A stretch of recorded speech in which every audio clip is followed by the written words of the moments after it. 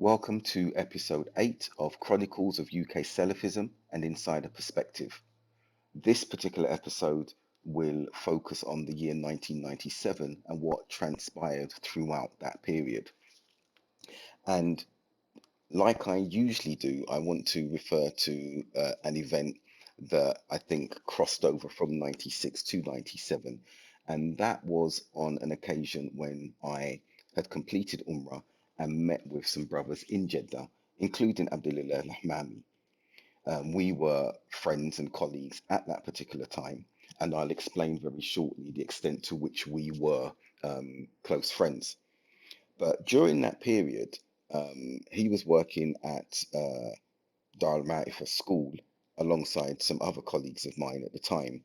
And while visiting Jeddah, I remember he asked me to come and sit with him, and we did.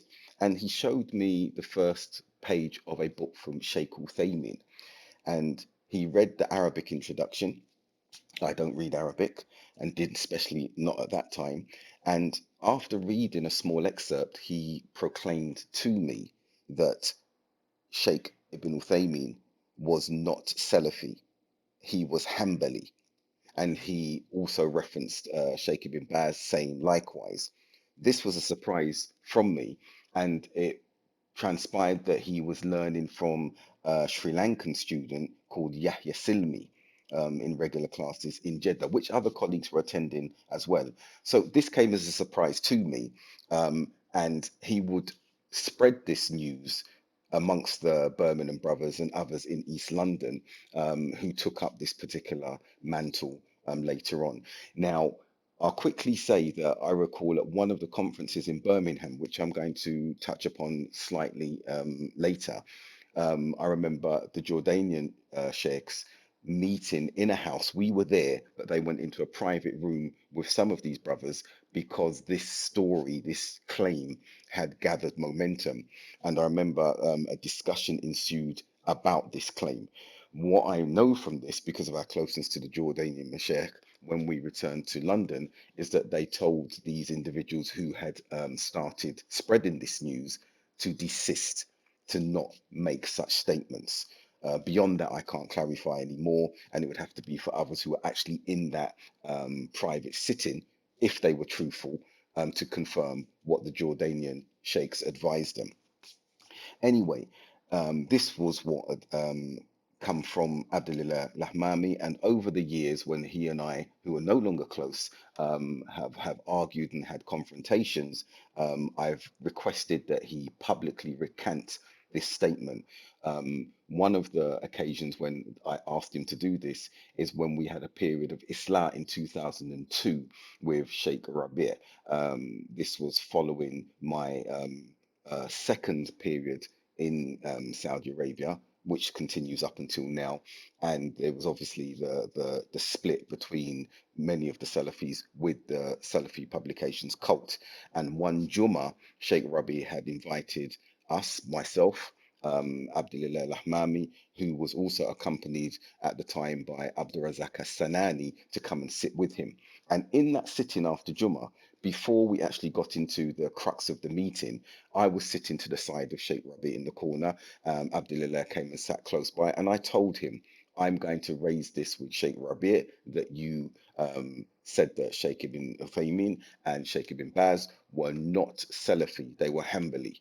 And he went paler than usual, dropped his head, and said quietly, I was foolish in those days. But as I continue to state, that statement is not sufficient as a recantation or public recantation because it came from him, upon which others then took that statement and ran with it. Anyway, before moving into further discussion, it's unfortunate that we broke our contact and communication late 2001, because up until that point, despite that outrageous claim against two of the biggest scholars of our era, um, we maintained contact, so much so that on the eve of 1997, I believe I was an Umrah on that occasion. and I met Abdulillah in Jeddah near his place of work at the time. And he was sitting outside Dunkin' Donuts, and he looked a little upset and concerned. And it was, as I said, it was coming up to 1997, New Year's Eve of '96. And I asked him what was wrong, and he was pensive and said that he needed to get married. He wanted to get married.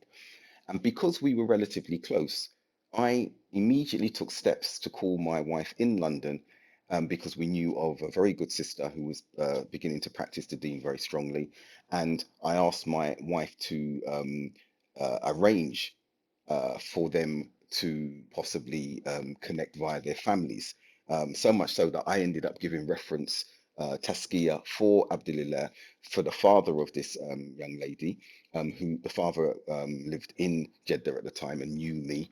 And I went and visited him, introduced him to Abdulillah, and basically gave reference for him as a good, upright individual, practicing Muslim. And thankfully, the meetings went well. I had to go and meet the family in Surrey to confirm my testimony for him, and they subsequently married and remain married up until this day. So this was the closeness that some of us had between each other before this cult started causing splits and divisions. The Salafi publications cult, the Abu Khadija cult, as I call them. So I thought it necessary to start this podcast to outline that there were close bonds and friendships, despite some of the frictions that were taking place amongst these relationships. Moving to my learning and instruction during that particular year, Sheikh Ahmed Dahir Awais, Somali Sheikh, had began lessons at Brixton Mosque. Now, Sheikh Ahmed Awais was a student of Sheikh Rabi'. This was well known, and even if I fast forwarded to 2002, 2003, sitting in Sheikh Rabi's house, I was there. Other brothers, including Abdulillah Lahmami, we weren't close by that time, as I've mentioned, were there before Sheikh Rabi'. And when Abdulillah Lahmami tried to disparage and cause doubt on Sheikh Ahmed Awais for not standing up and speaking openly and criticizing Abul Hassan al Ma'rabi, Sheikh Rabi silenced Abdulillah and stated emphatically, Sheikh Ahmed Awais was a student of mine and he used to teach my children as well. Um, and therefore, be patient. But the Sheikh said, but I'm worried for him if he's not going to make a statement about Abul Hassan. I remember this very, very clearly. Abdullah was there at that occasion as well.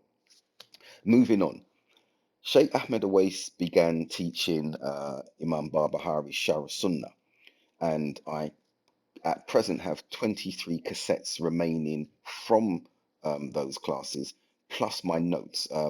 My notes for 1997 amount to 39 pages, handwritten notes. And I'd like to quote an aspect of the Barbahari lesson because I know that others who were less qualified, especially from Salafi publications, were holding this as some sort of, I'll use the term Bible, okay, and that this was the reference point for everything.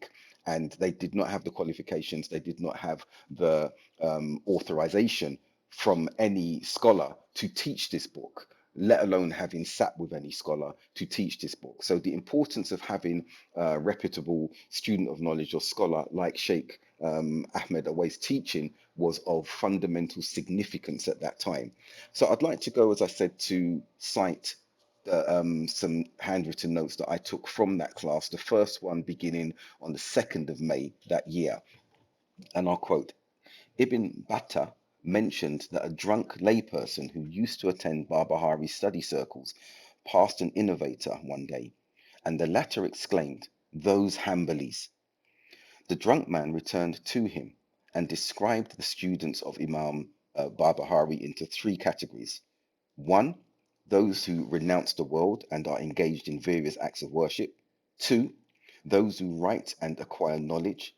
And three, those who box the ears of those who oppose them, like this innovator. And he apparently struck the innovator as a result of that.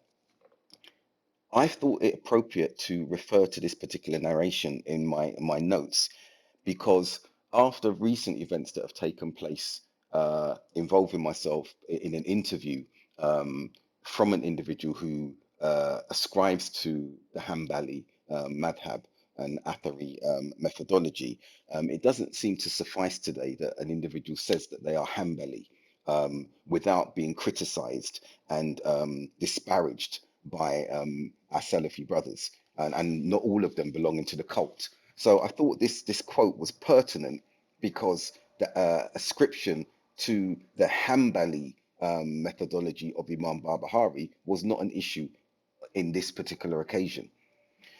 The other lessons that continued with Sheikh Ahmed Awais were on the 16th of May, that was lesson 2. Lesson 3 was conducted on the 29th of May, lesson 4, the 13th of June. And I have my notes for lessons 5 and 6, which were merged. I don't have a date for that, but they were a continuation of those notes, previous notes that I've just mentioned. Now, as I usually do in these podcasts, I will refer to local events before moving on to national or international events that year of significance. And a significant event locally was that from the Croydon circles that I had been delivering regularly with other colleagues, I'd befriended a father of one of the attendees who liked the weekly program that his son had been attending for a few years now. He decided to introduce me to close colleagues who became aware of the work I was doing in Brixton, the activities and the convert composition of that mosque. They owned a very large charity and offered to buy the mosque on terms that were conducive for the community. So as a result, I spoke to one of my colleagues and the solicitors firm that I was working for at the time. And this particular solicitor agreed to act on the mosque's behalf. So the charity then vested the entire process to me by transferring the finances required for the completion of the sale to a bank account that had been established for the mosque by my solicitor.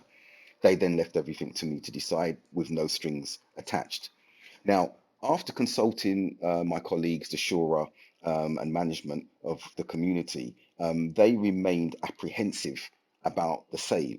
And I'm mentioning this because there is something that I think that plagues particular communities, not only Salafi communities, but the Salafi communities are plagued by this, where there is a lack of foresight, there is a lack of business acumen when it comes to making decisions that can progress the dawah, if you like, the movement, the call, or to consolidate institutions where proselytization of the religion, social activities, social religious endeavors can be promoted from a more official and secure standpoint.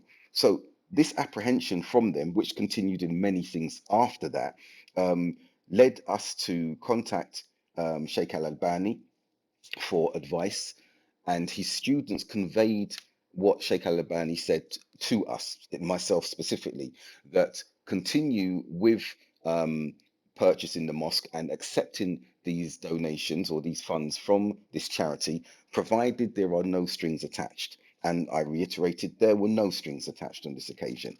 So I continued on my own with the sale. After introducing them to one of the elders, because I wanted to be certain there were elders around me, I introduced them to Sheikh Kamal. After that point, he was not involved in anything, and I continued single-handedly with the solicitor that I had appointed to embark upon liaising and negotiating the sale with the local agents for the council, Nelson Bakewell, they were called. Now, I will move to another milestone in that particular year, and that was the offer of employment abroad for myself. So by mid-October, I had left, which ended up being on a short-term basis, to work in a school called the House of Knowledge, Dar al-Ma'rifa, I think it's the Arabic name, private school in Jeddah, Saudi Arabia, where Abdullah Lahmami had recently worked. Um, I went out with some of my family and my children, and I also met a brother and colleague called Sajjad ibn Abdurrahman, who also taught English in the school. He used to deliver weekly classes for us as expatriate colleagues, and he was proficient in the Arabic language and a very astute and serious individual. He would go on to translate an explanation of Riyadh al-Salihin with a commentary by Sheikh Uthaymeen in 1998. Now, referring briefly to my lectures and sermons, on the 1st of June, I travelled to Leeds and delivered a lecture entitled Rap to Reality. This became a popular lecture and was repeated across the UK, often alongside Abdurrahim Green, whose own talk, which was equally popular, or more so I would say, entitled Sex, Drugs and Rock and Roll, Is There More to Life? And I remember the gathering in Leeds University was actually packed, and the atmosphere was very vibrant. Abdurrahim, myself, and I believe Elias Karmani was the third speaker from Bradford. He'd moved from Tooting, London, where I'm from, to Bradford and was well known in the university. My lecture covered particular topics, including racism, class division, etc., capitalism, stereotyping of black youth, death, prison, the street life, and it was all based around my personal experiences. The only other discourse I have that I delivered in 1997 was on the 5th of September, and that was a sermon in Brixton entitled Death. And this particular sermon referred to the deaths over the previous 2 weeks, but particularly regarding that of two young Muslim boys aged 10 and 13 who had accidentally strangled themselves. Some tragic incident had gone wrong. The rest of the sermon focused on preoccupation with worldly pursuits and the failure to reflect on the next life. I will refer now to national and international events of major significance during 1997. And that was none other than the death of Diana, Princess of Wales, on the 31st of August. Now, the fatal accident that she and her new partner, Dodi Al Fayed, the son of billionaire and former Harrods owner Mohammed Al Fayed, were involved in, sent shockwaves throughout the world. And across the UK, the US, and other parts of the world, societies went into mourning as media beamed through images of the growing floral tribute and memorial outside Buckingham Palace. People were filmed distraught at this news because she was a favourite amongst the people, should I say, amongst the UK nationals and across the world. Now, it was clear the national grief was palpable, even walking in the streets of Brixton and the silence there and the floral tributes that were scattered outside particular shops and seeing people just walking, crying down the road because of the grief. And this was days after her death on the 31st of August.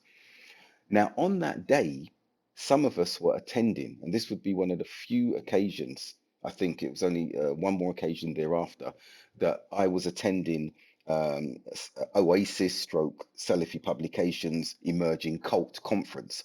They had a conference, a 2-day conference on that occasion.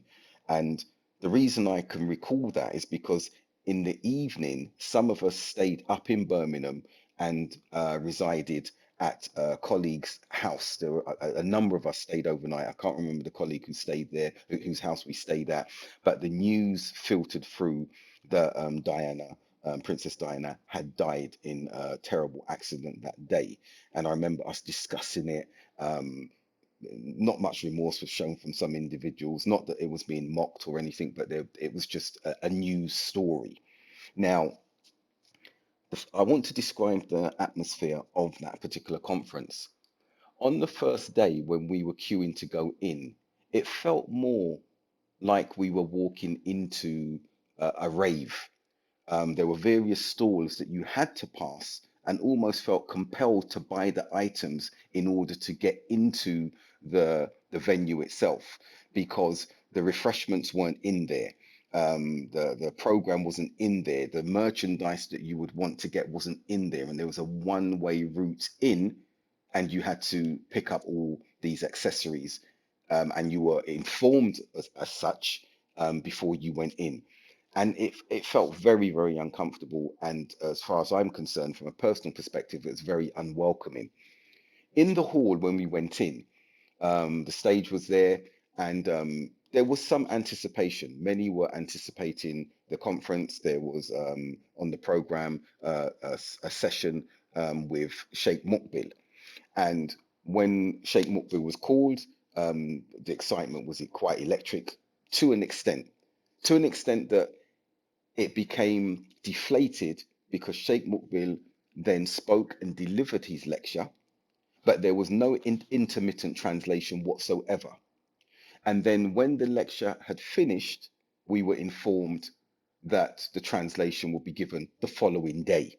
So there was palpable disappointment on that occasion. There were no other talks of significance, I can't remember, except the emerging cult members giving particular addresses.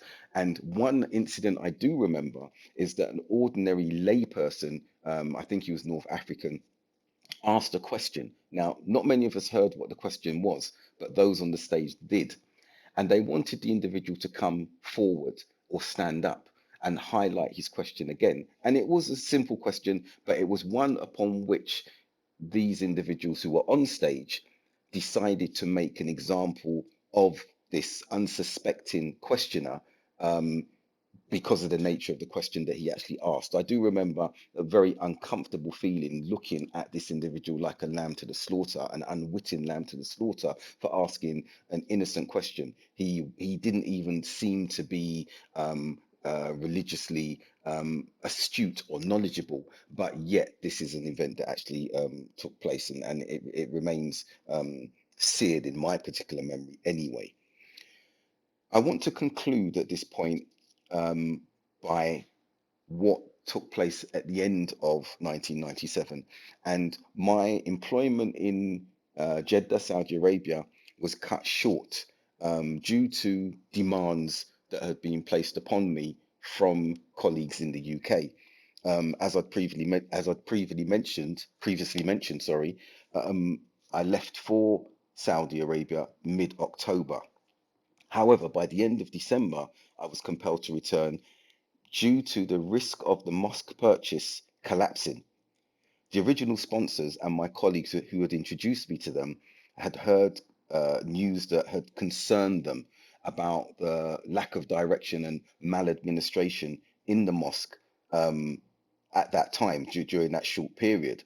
So some of them traveled to meet me after they performed Umrah on one occasion in mid-December, and we met in Makkah, in a hotel in the Hilton in Makkah on a particular Jummah, and it was then that they requested me to return to the UK because they'd received news from members and colleagues that they knew saying that things weren't going as well as previously.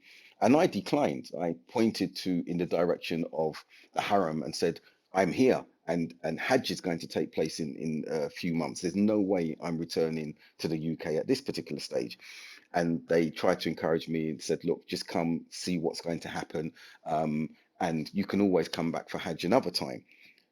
I then returned with my wife and kids to the UK to have these meetings with the sponsors who were very, very generous.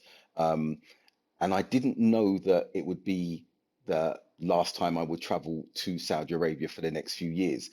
Such was the pressure that was placed on me, and their concerns were confirmed by Nelson Bakewell, the property agents for the local council, the local government, who had contacted me while I was in Saudi Arabia, and they had stated emphatically that they would not continue the process of the sale of the property and the land unless I returned or placed someone more competent um, to conduct the process of purchase.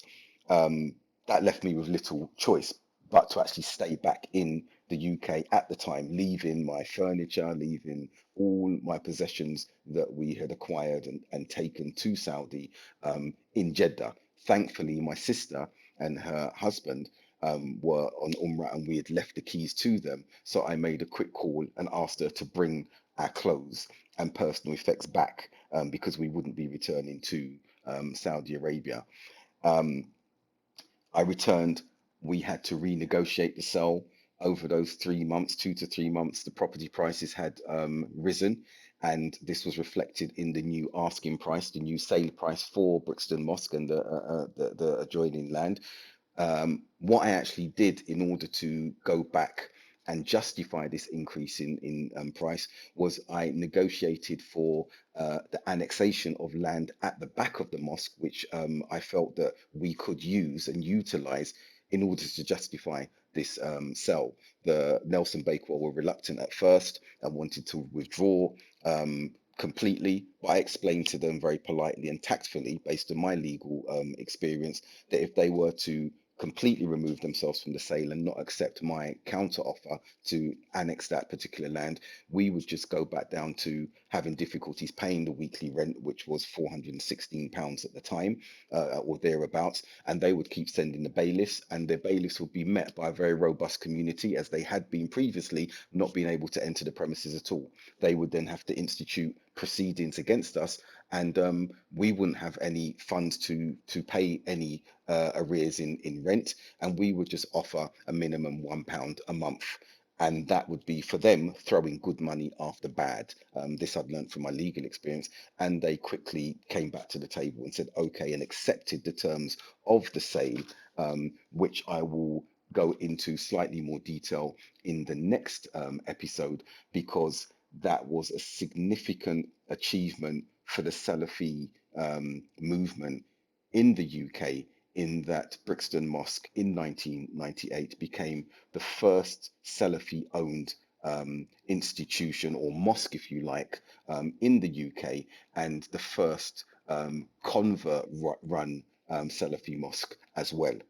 On that, I will end and continue with the next episode very shortly.